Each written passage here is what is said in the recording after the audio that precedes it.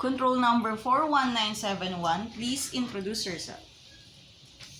Good day, sir, madam. I am Miriam D. Hernandez. I am 37 years old. I am married. I have 4 kids. My eldest daughter is 17 years old, and my 3 sons is 15 years old, 9 years old, and my youngest is 5 years old. I have 3 brothers. I am second born in the family. What is your educational attainment? I am a high school graduate in Lutocan Intergraded National High School.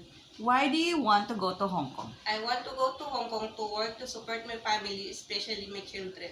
Have you been to any country before as an OFW? No, but I have experience working here as a DH in the Philippines. Do you have experience of taking care of an old person? Yes, I have experience taking care of an elderly people.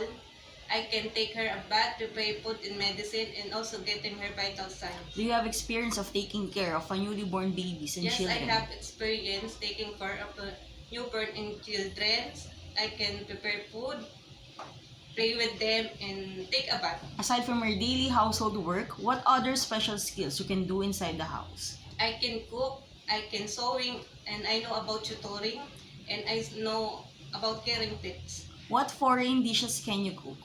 I can cook Filipino dishes, but I'm willing to learn to cook some foreign dishes. Describe yourself as an housemate. I am an honest, responsible, and hardworking person. During misunderstanding of your employer, what do you do?